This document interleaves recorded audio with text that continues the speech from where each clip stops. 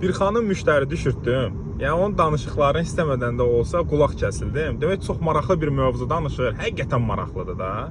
Bu xanım telefonla zəng edib başqa bir xanımla danışır. Bunlar ikisi valideynlər qrupundan bir-birlərindən tanışdılar. Bu xanım o birisinə deyir ki, bəs orada WhatsApp yazışmaları çoxdur, mən oxuya bilmədim də. Son zənglə əlaqədar nəyə üçün nəticə alındı? O birisi xanım da izah edir ki, bəs müəllim deyir ki, hər uşaq başına 11-ci siniflərdən bütün siniflər daxildir. Hər uşaq başına 350 manat pul yığılacaq. Bu reaksiyası bilirsiniz nədir? Nə yaxşı, elə 350 manat. Bəs ora nə aiddir? Yəni elə deyir ki, elə bir ki pul vermir. O da deyir ki, heç nə da 350 manat hər uşaq başından yığılır, 35-40 min manat pul ödəniləcək restorana, 2 saat uşaqlar gedəcək, yeyəcək, içəcək, diskotek olacaq, röya gələcək, 1-2 dənə də başqa müğənnilər gələcək falan feşman. O biçim 2-3 saat yeyib içməyə 40 min manat pul xərclənəcək.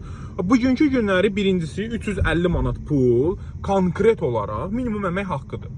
İkinci məsələ 40 min manat pul Xırdalanda 2 otaqlı evin qiymətidir valla. Yəni 2 saat yeyib içməyə 2 otaqlı evin qiymətini xərcləmək olar. Bu normaldır. Məncə valla bu absurddur. Bu normal deyil. Üçüncü məsələ. Sənin üçün sevindirici ola bilər. 350 manatı belə verdin, super, əla, ucuz gələ bilər. Orada elə bir kasıbın balaları var ki, onlar boynu küçük qalacaqdır. Bəlkə onun dədəsi aya maksimum 600-700 manat pul qazanıb evi xərcləyir, idarə eləyir da.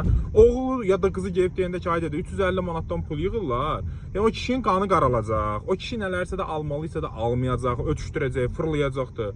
Biz də son zəng keçirmişik də. Valla 60 manat o ümumi məktəbin son zənginə bəlkə də xərc çəkilməyib. Allah rəhmət eləsin, rəhmətli Eyvaz müəllimə. Bir dənə sindizator, 2 dənə kolonka, məktəbin həyəti, vur çatlasın, oyna, söhbət bağlandı. Всё, dağılışın evinizə bala. Yəni bir gün bir restoranda bir dənə yeyib içməyə 11-ci siniflərin 40 min manat pul xərcləməyə normaldırmı? Burada ikinci mövzu ortaya çıxır. Pulu verən valideyn mi günahkardır, yoxsa pulu alan, pulu istəyən müəllimə mi? Elə qəşəngdir, yəni sevinə-sevinə 350 manat verirlər ki. Zəhmət olmasa bununla əlaqədar hər kəs öz fikirlərini rəyə yazsın, bildirsin. Mənə şəxsən maraqlıdır ki, həqiqi son zəng necə olmalıdır? Son zəng necə çəkilməlidir, keçirilməlidir? 40 min manat pul mu yığılmalıdır son zəngə? Uşaq başına 350 manat, 400 manat pul mu ayrılmalıdır? Yoxsa necə olmalıdır da? Yəni bu son zəng nədir? İlk dəfə Azərbaycanda son zəng keçirilir. Məktəblərdə 350 manat, 400 manat, yəqin ki o bahalı məktəblərdə 500 manat, 1000 manatdan pul yığılacaq.